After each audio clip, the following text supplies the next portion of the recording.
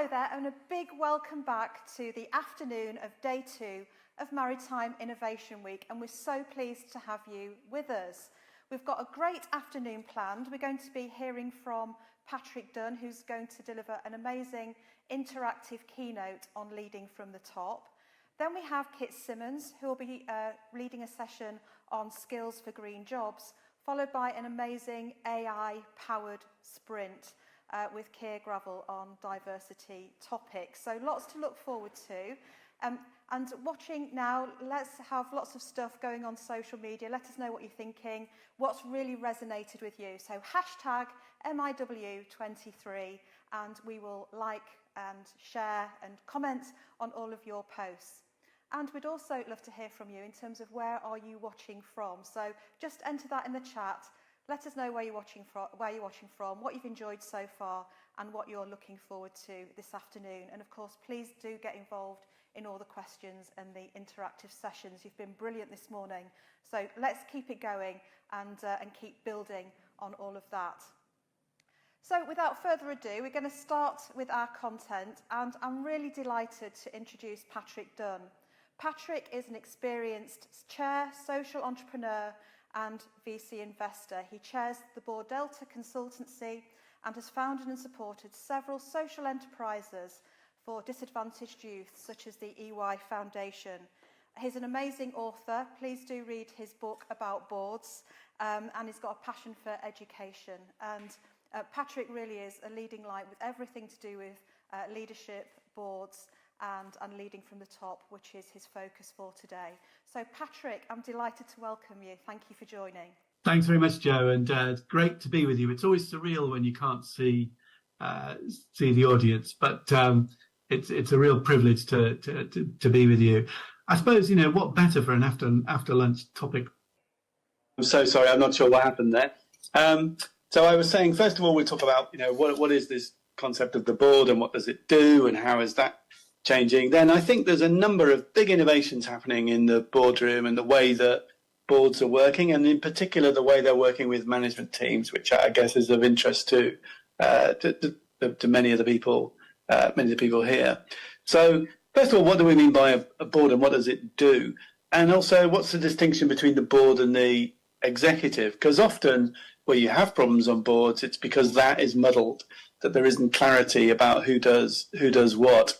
So in my simple way of thinking about these things, I think the board really, assuming the organisation's purpose is clear, and I'll come back to that in a minute, the role of the board is really to ensure that you've got the right strategy, the right resources, and the right governance. That's kind of what they do.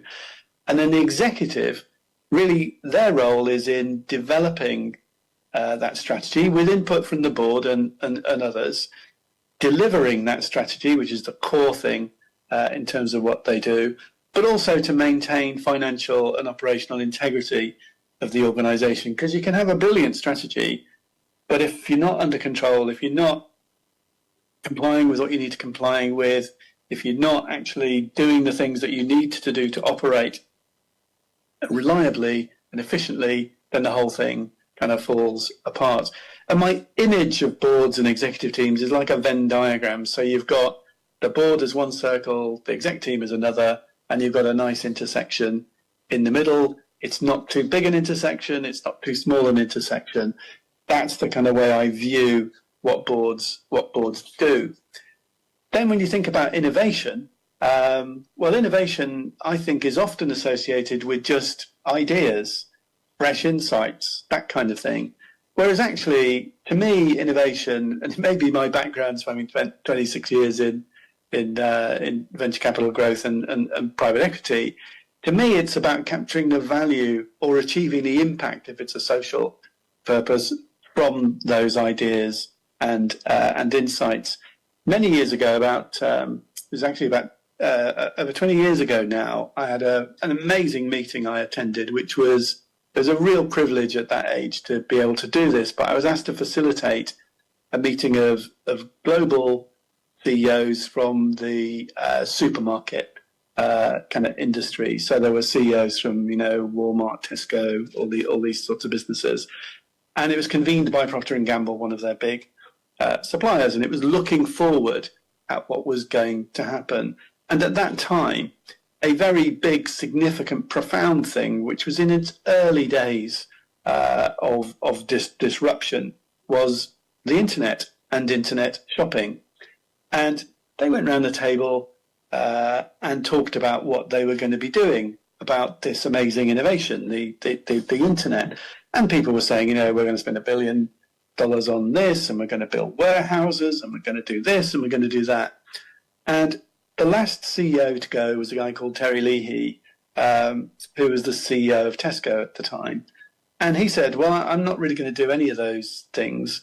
And they looked kind of a bit perplexed by this. And Terry jumped up, and in those days, you might have a flip chart.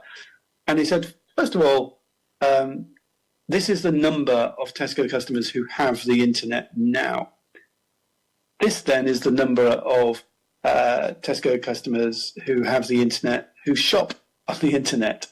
And then he went down in this way. And he said, so this is going to be a profound, massive thing.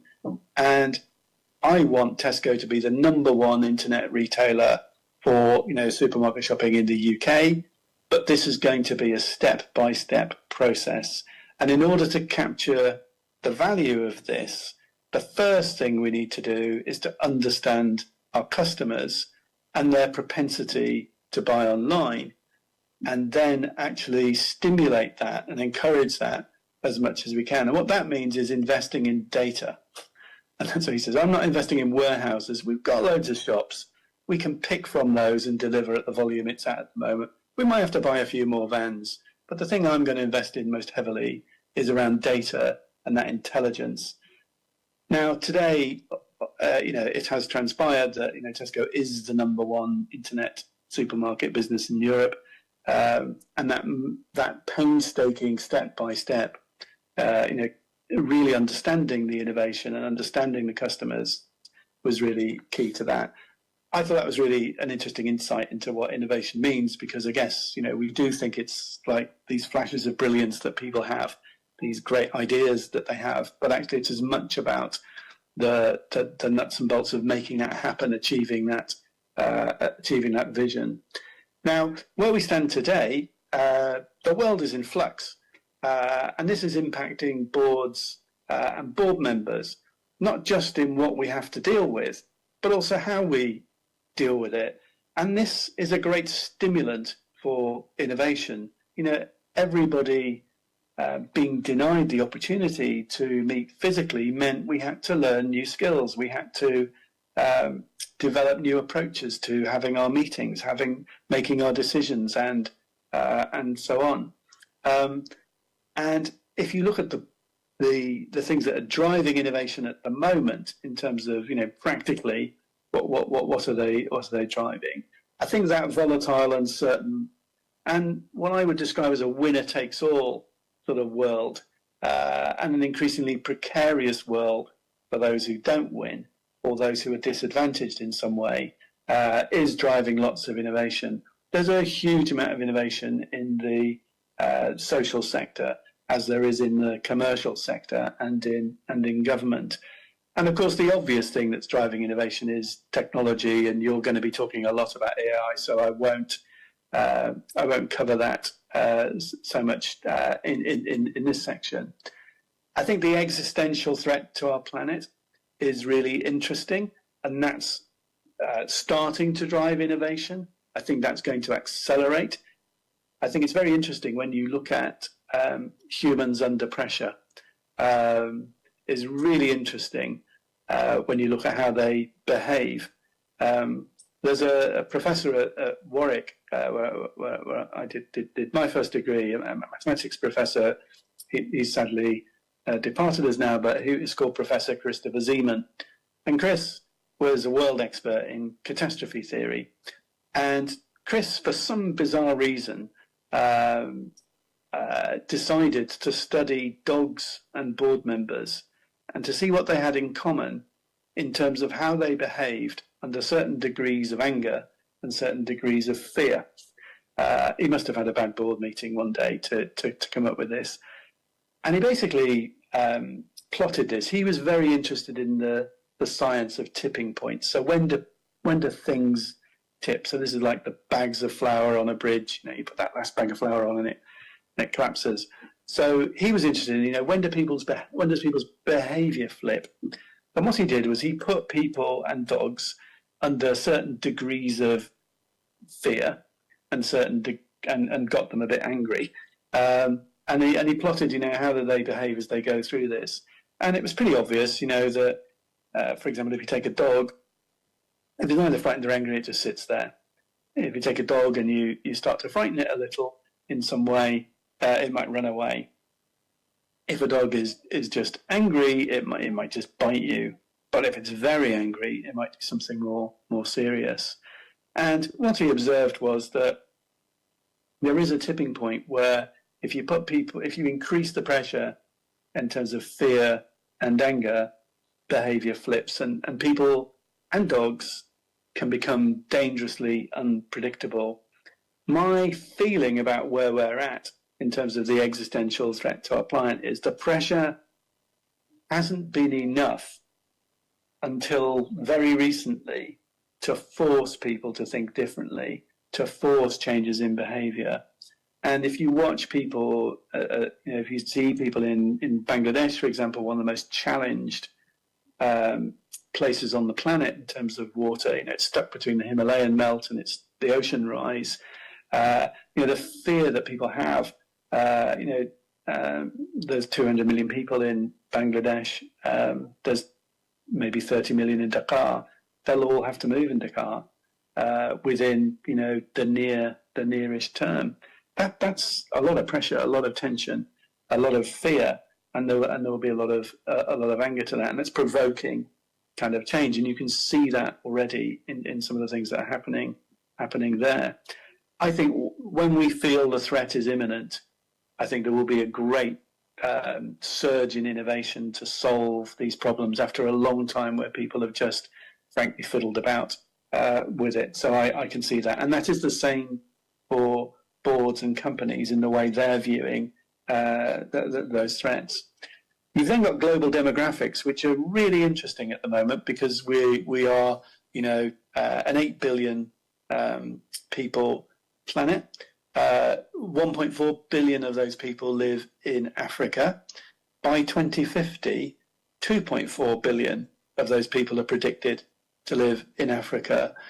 1 in 4 of the world's population will be African.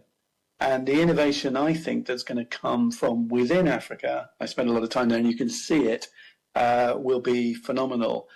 Traditionally, innovation happens everywhere. It's just talked about more in some places. But, the US tech sector, Japan, the developed economies have been big drivers of innovations in terms of science and technology. I think that's going to shift. And you can already see that starting to happen. And that's quite exciting. I think some of the ideas that we get to solve some of the problems we have will come from other places. We can take those ideas and just implement them in a context relevant way for us and using high order process skills and maybe get the value from them. We often look inside for innovation. It's a smart idea to look at what's happening outside. I think then to talk about some of the things that will not encourage innovation, that will inhibit innovation, I think there's probably 2 big ones. The first is risk aversion, because sometimes some people, when they're under pressure, don't think I need to do something radically different to get out of this situation or to solve this problem or take that opportunity. They think about, hunkering down, withdrawing, going into their shells a bit more. So you're seeing already, I think, with the cost of living crisis in particular, quite a lot of boards were saying, okay, there's an opportunity there, but we better be cautious because we don't know which way this is going to work out. In the coming year, we have, from our parochial perspective, we've got an election in the UK, and we've got a big election in the US, both of which could have profound effects on our economy. And I imagine as boards meet, as they come to Christmas to, the budgets and plans for 2024 are being sort of finalised now. I expect there'll be a degree of caution within those, because it's going to be a turbulent year politically, not just here, in large parts of the world, and that will encourage risk aversion. The other thing which may inhibit innovation is basically resources. And by resources, I mean capital, obviously, and also people and skills and other capabilities and materials. If you're trying to change the way things are going. So if you look at one example of this, if you take electric vehicles, people have been tooling up and consuming vast quantities of rare materials for the batteries that we currently have today. If Toyota is right, and they've put a big bet on this, that solid state batteries will be a thing within, they're saying like 3 years, then there's a sudden shift in demand and a big competition for some different resources. So I think resources, whether they're money, people, stuff, things, materials, I think those will be inhibitors to innovation, because you'll see a board say, yeah, we want to do this, but actually we can't get the people there, or we can't get those rare materials, or they're just going to rocket in price and they'll erode the opportunity. We can't take it. So that's the sort of broad context. So what's happening in boardrooms, and what's happening already, and what things are sort of building up.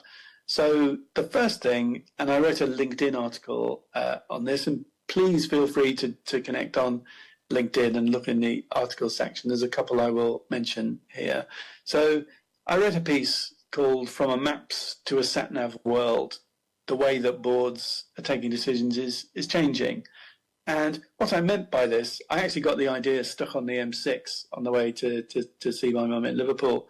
And the idea was that, and this was something that was happening before COVID, but has been accelerated by COVID, is that we used to be rooted to a rigid annual budget, calendar-based, month by month, what we would get in, what we would spend, how many we'd recruit, all that kind of thing, and a strategic plan, which is more like a Bible that we would, very detailed, and it would be in years rather than months, maybe, or maybe quarters, but it would be very detailed. And the world has become very difficult to operate in that way. Things are changing, profound things. And what a lot of people did was start to think about, well, how can we protect ourselves from the downside? What if we don't get that much income in? Do we wait to the end of the year to decide to slow up spending? Well, of course not, no. People would revise their budgets as they went. But they focused mostly on the downside protection of doing that, not on the maximising the upside. And to me, actually, the value of dynamic budgeting and the things that people are doing around that is as much, if not more, on the upside as protecting the downside. So the analogy, maps to sat-nav, came to me because I was thinking about this ahead of a board meeting, that when we're in our car, we want to take that choice of going left or right based on the latest information that we have got, and it's information coming from other people. It's not our own necessarily information. We know how fast we're going. We've got our thing, but we need to know about the conditions ahead as much as we can. So because there are cars ahead, we get this fantastic sort of analytics that tells us, it's better to go left than right. And I was thinking, actually, that's really useful from a board point of view. Why aren't we taking more decisions closer to the junction with better information? Now, you can only do that if you've got the information systems to support that, but also if you've got the board and the executive who've got a mindset of being sort of more agile.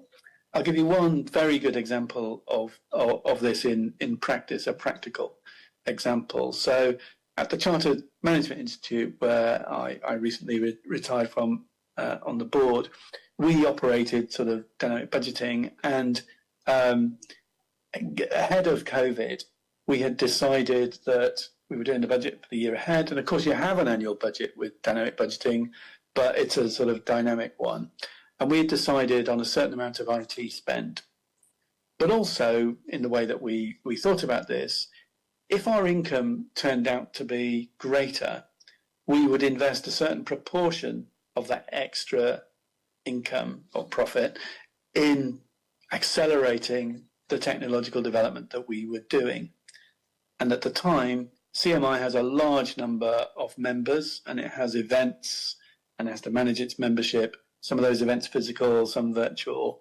Then we saw that there would be a greater increase in the virtual events than the physical ones, particularly as we grew internationally. And so we wanted to invest in that technology, invest in those sort of supporting activities that go with that. And we said, actually, so if we do get more income, then let's accelerate that. And that's what we did. And we ended up spending a significant sum more just ahead of COVID, which actually, when COVID came, was brilliant because we were super well placed to do that. Not because we'd anticipated COVID, but we'd seen the trend of, the more virtual, and we wanted to accelerate it. And then within that, what was interesting was there were probably 5 big digital projects, and we were saying, we don't know which of these is going to really have the highest return on investment.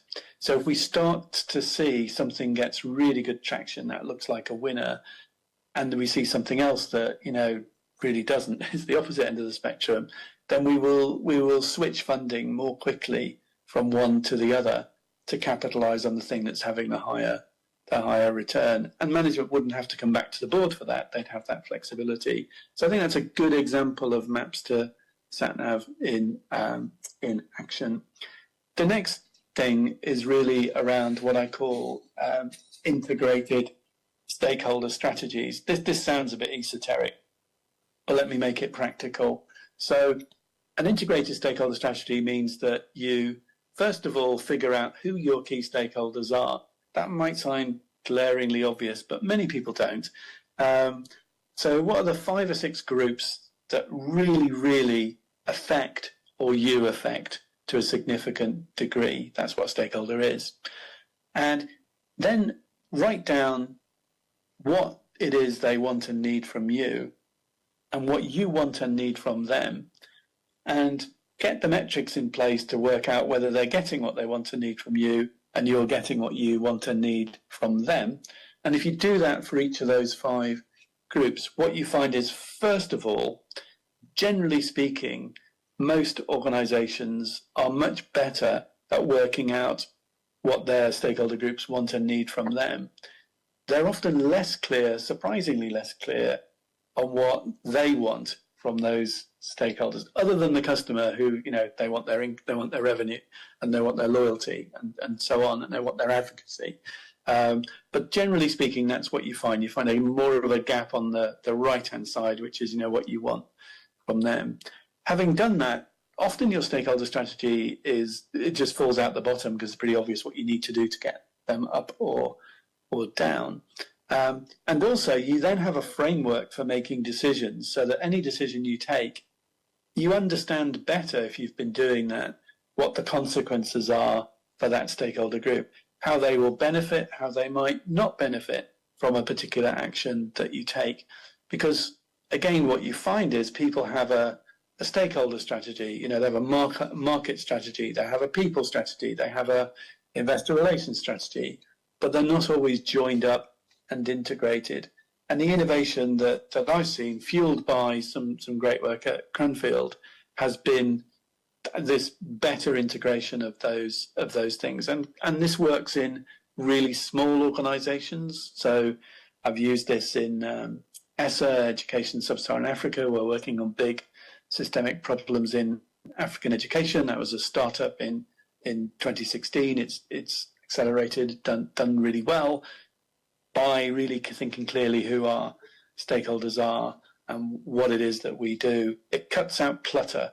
It cuts out activity that you might do that doesn't add any value to anyone in your stakeholder group. So that would be number two kind of thing.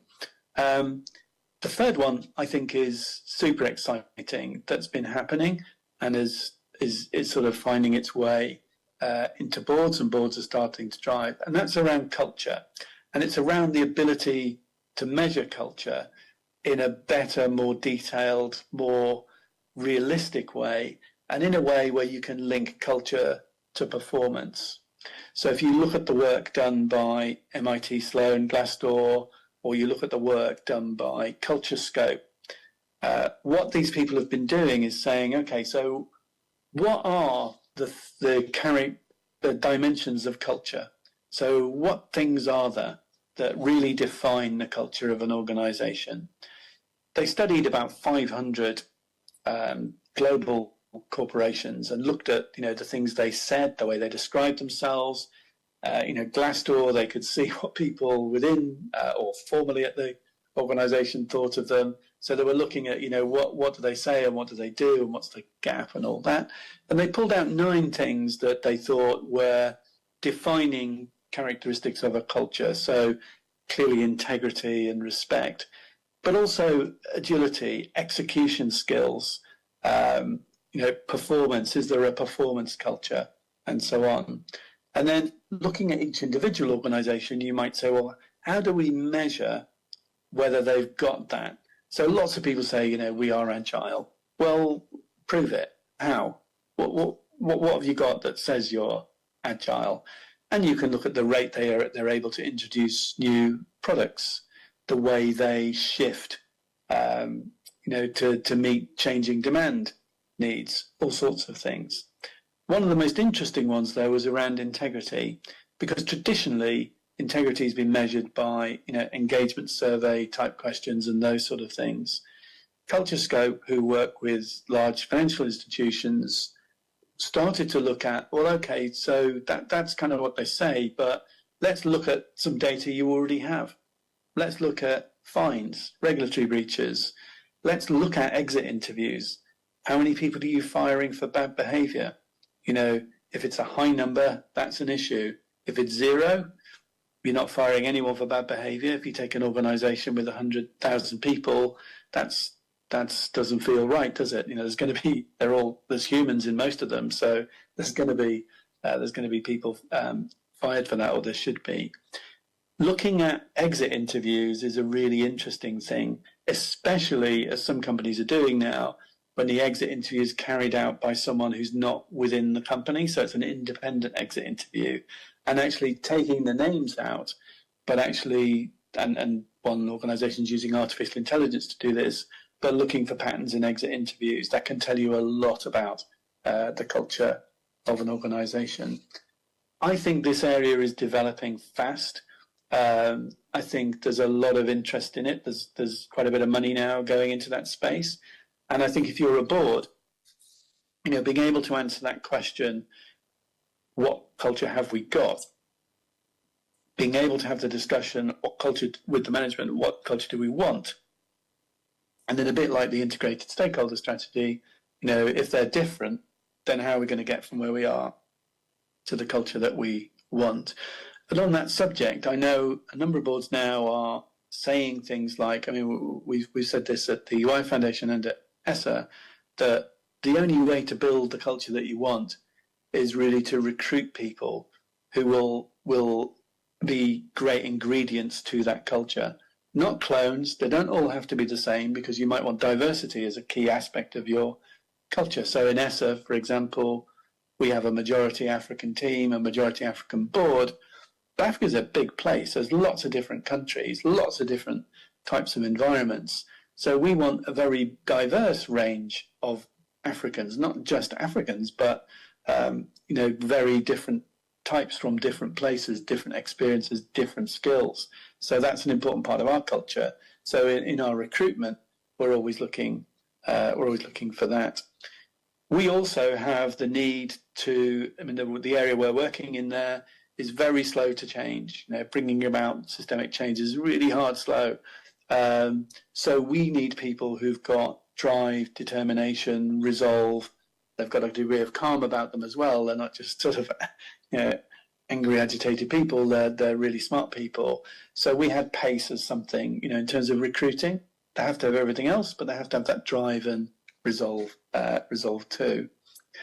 Then the next area, I think, which I've been experimenting with for about 20 years and have been a huge fan of, and I think is gathering momentum more generally, and I'm not the only one, there are many people who've been doing this, are what I call next-gen or horizon boards. Maybe for your maritime theme, horizon is the better term. But these are younger people on a board, and in some cases very connected to the main board. So for example, at EY Foundation, we have a youth advisory board, and the chair and the vice chair of that board sit on our main board.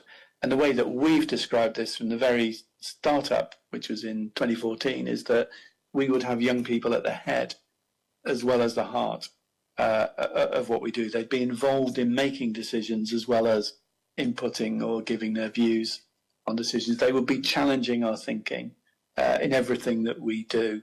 So our YAB, as we call them, members get the board papers. They can put forward questions. They have a meeting about the board papers, and they come up with the challenges that they've got to them. It's very powerful, and a lot of innovation has come from that. We're not alone. You've got Gucci, Financial Times, Siemens. You've got loads of organisations now having these next gen and youth advisory boards. I think I want to stimulate some discussion now. I can't see the chat with the view that I've got, so perhaps if someone could tell me what's in the chat. It went when the glitch with the internet happened at the beginning, so I don't know what questions are in there. So it'd be useful.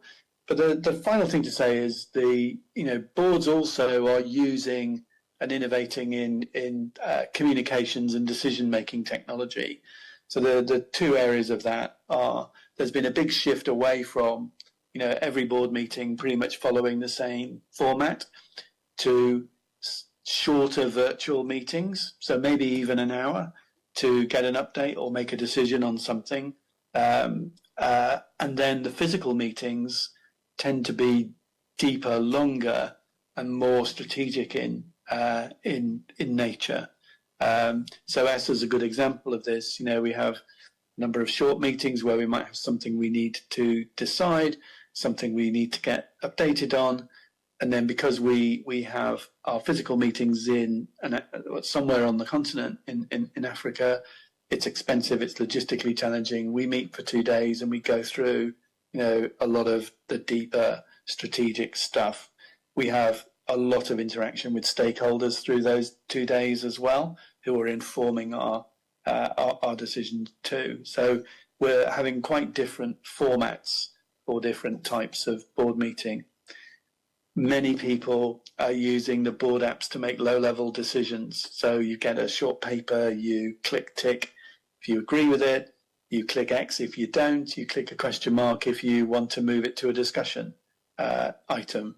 That kind of innovation is I think, that's in the plumbing of innovation rather than big innovation, but it is affecting the way that boards are operating and their efficiency and effectiveness. You're going to be talking about AI later, and I'll sort of close this bit with something on AI. At the moment, I think in the board context, where boards are thinking about AI is, what is the AI strategy of the company? Some boards are using AI to inform the decisions they're taking. So there are some boards now who have an AI member of their executive committee, or they're not on the board, but obviously they're present, and they may ask these robots effectively what they think. My funniest example of this is one company, who I can't name, has an AI member of its executive committee, and when it's doing its budgets, it will ask the robot to give a view on the budgets that presented. And apparently at one of the first meetings, one of the divisional CEOs called Bob. Bob presented his forecast. They asked the robot, "Well, what do you think of Bob's forecast?" AI, and the robot come back with, "Well, Bob historically has overestimated his forecast by 16.5%. So I think we should just discount what Bob says by 16.5%, and that will give us a more realistic estimation of what we're likely to achieve from that division this year." They're also very good at, you say what you're going to do, but they will scan the competitive landscape and come back with, well, yes, 15% sounds like a big growth next year, but actually 3 of your competitors are growing by 30% this year, according to published information. So that's sort of, it's informing rather than making a decision. I don't think it'll be long before, there will be decisions, lower level ones to start with. People will be quite cautious, I think, being made in that way. So I hope that's a helpful stimulation for what will follow as some questions and discussion. Thank you. Yes, we've got some questions in the chat. That was really fascinating. Love that overview. Thank you. The first one is that yesterday we were discussing the real need to plan for the future and go further ahead than we currently are in the industry, to consider things like return on investment for environmental sustainability and climate change resilience, infrastructure projects and so on. So the question is, how do you balance doing all of those things and being a bit more long-term in the thinking with being agile in the fast-changing world that we've got today? So that's the first question. It's a great one, and one of my favourite types of question, because I think when the pressure's on, when things are tight, we tend to have more of a budget mindset than an ROI mindset, so a return on investment mindset. And actually, to make really good decisions for a company to increase its value, you need to do both. You've got to have an eye on the short term, otherwise there is no long term. But as we find with much of our infrastructure in this country and various other things, if you don't invest, you end up at a point, if you have a budget mindset for too long, you end up without the basic needs that you have. So, investing in technology, investing in development, people's development, that is often, notoriously legendary, the first thing to go, investing further in that. I think the key is really in a board and with an exec team having a proper value creation plan. So how are we going to create value from this enterprise? And when you look at it, if you look at a private equity portfolio, for example, of 100 investments over 10 years, what you discover is that probably 60% of the value growth will come from growing earnings. So you just grow the earnings of the company. You can't do that in a sustained way if you don't invest in your products and your services and your people and so on. You can't cost cut your way to value creation that way. That will only work for 1 year, maybe 2 years, but you have to go through that. The second thing which creates value is when you sell a company, you usually, unless it's a sort of some sorts of technology company, you're usually selling it on a multiple of the earnings that it has in, the year before it's sold, or a 3-year average or whatever. So growing the multiple is really important. Now, it's really interesting when you look at selling a company, obviously a lot of practice at that, your price gets chipped away if you have a grumpy workforce, if you have a grumpy supply chain, if you have an anorexic supply chain, if you have environmental issues, tax issues, any compliance type of issue, it will be eroded. So what I used to say, and what my colleagues at would say, was actually we need to invest in those things that will enhance the multiple when we exit. So we're less concerned about this year's results because we're not exiting this year. What we want to do is make sure that when we come to sell the business, it looks like a vibrant, successful, sustainable business that someone will buy and perceive lower risk in buying, because that risk, there's a premium, if you like, for having lower risk when you when you sell. So I think you can reconcile the ROI and the budget thinking. I hope it's not too long-winded an answer, Joe, and answers the question. That was a great answer. Thank you very much, Patrick.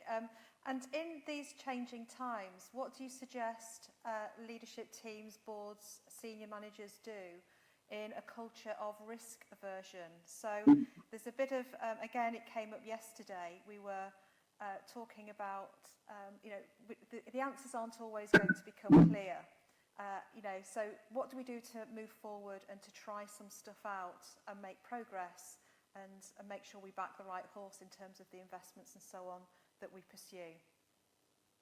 So two things I always think about is, one is self-awareness, because, if you are fundamentally a risk-averse group before there's volatility, you're going to be an even more risk-averse group when there is volatility or uncertainty. So I think, you don't want to recruit a load of cavaliers who don't have any sense of responsibility or accountability. That's not what I'm talking about.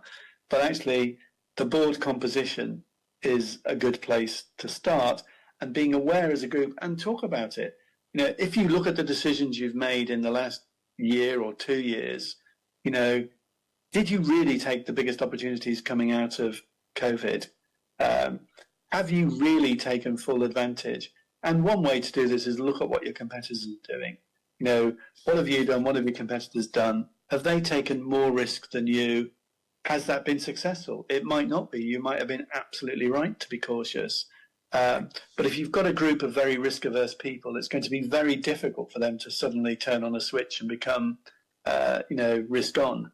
It doesn't work like that. We also operate as, we're an animal, and we follow the herd so often. And so standing back from that and thinking a more of a cyclical view. I mean, the best time to buy, the best time to invest is when things are low, when things are difficult, because stuff is cheaper, people are more available, all of that sort of thing. And you're ready then for when the uptick comes. The cycles are getting more pronounced. So you have to probably take a decision, particularly in the maritime context, that's probably going to be good for a couple of cycles, not just one. So thinking about your decisions as, it's got to be right for a good time and it's got to be right for a bad time. So we don't get killed if things go wrong, but we can take advantage of them. And being more agile, being able to course correct in a more agile way, to use a navigation sort of thing. So I think you can. Patrick, and the next question, which is a nice segue actually from your answer, is that you talk about making the shift from maps to sat-nav. What do you need to have in place practically to make this work? I think there are a number of things. So probably the first thing is a mindset.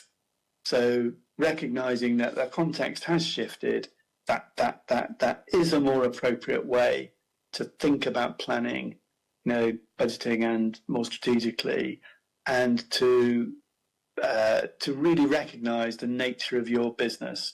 So if you're a port, for example, you decide to do a big dredging project, or you decide to build a new sort of facility, that's got to be good for a few decades, not just for a short period.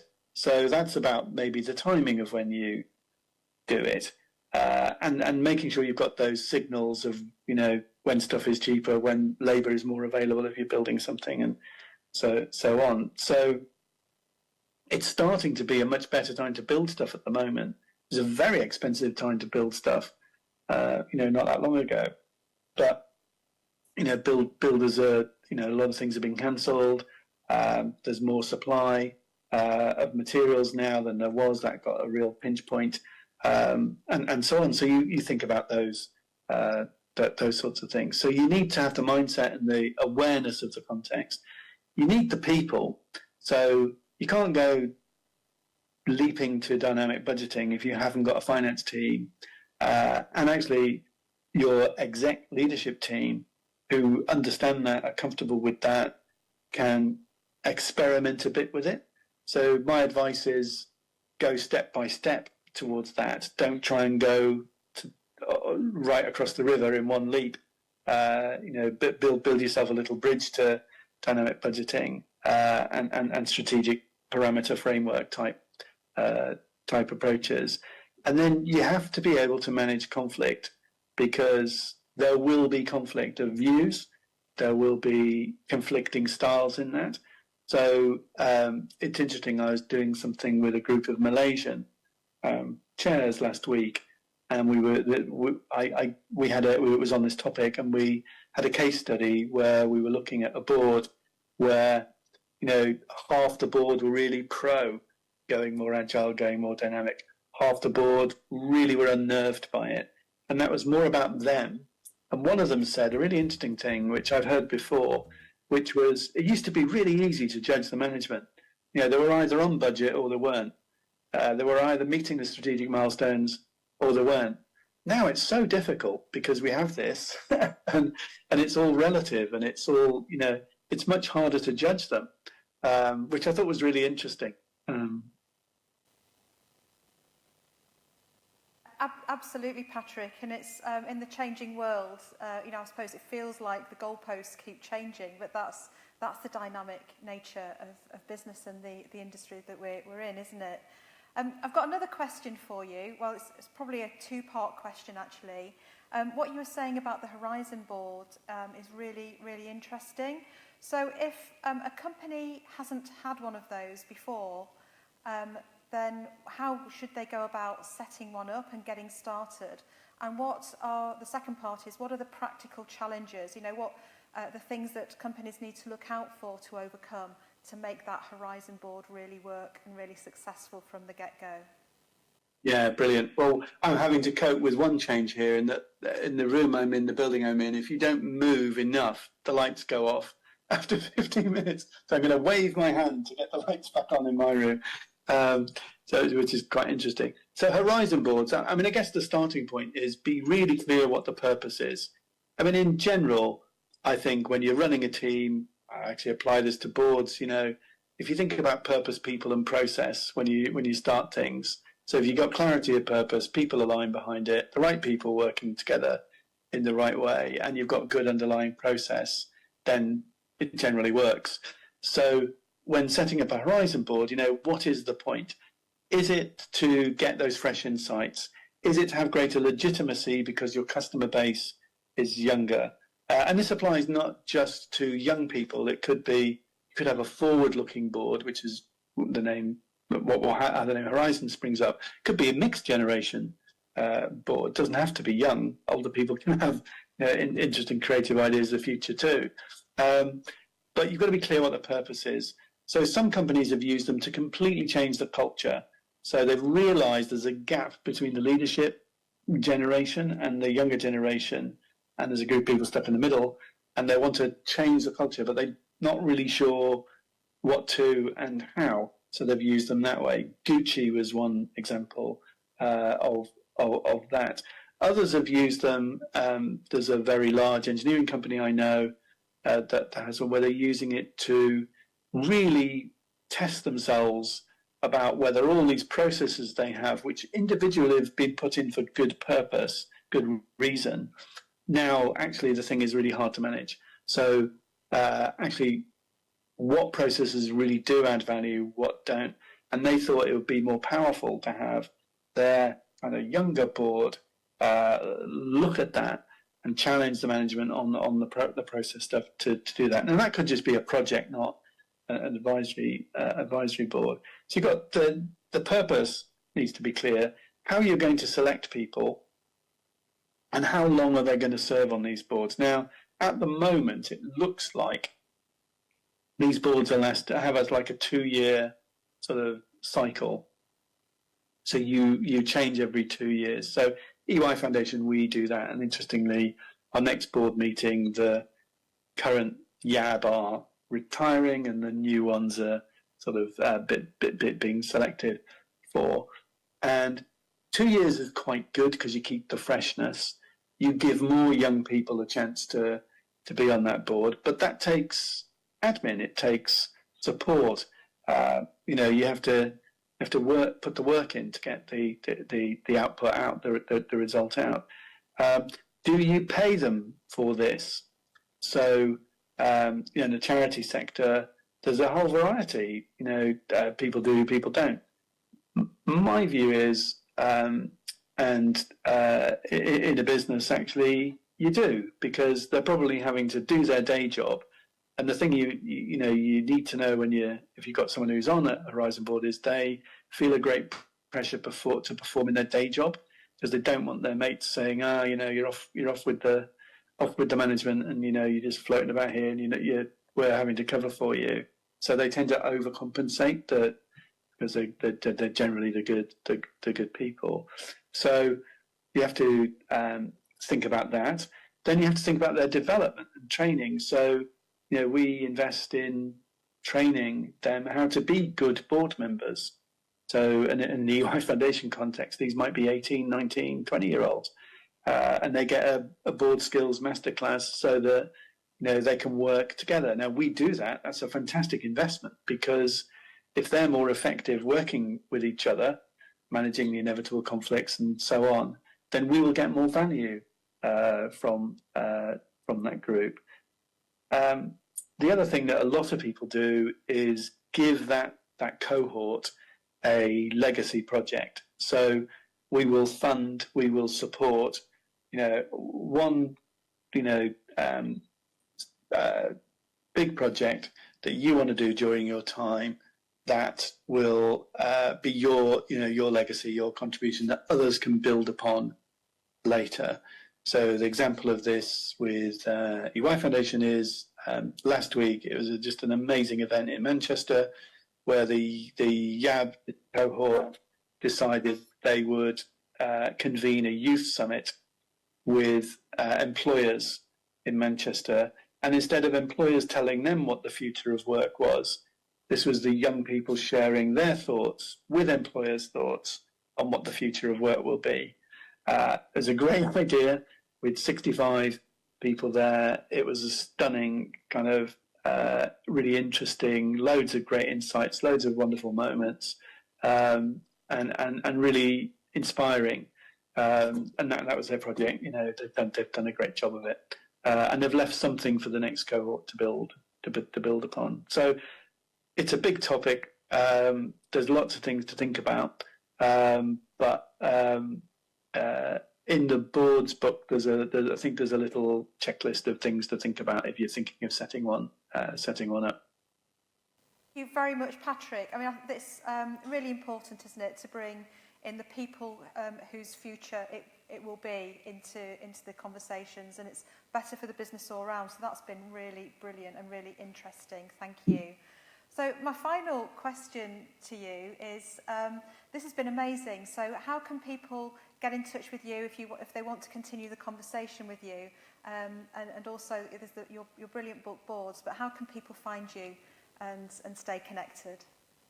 It's really easy if you just connect on LinkedIn. I write a number of articles regularly, and I really, I love it when people comment and they add things. I mean, Joe, you always do. It's great.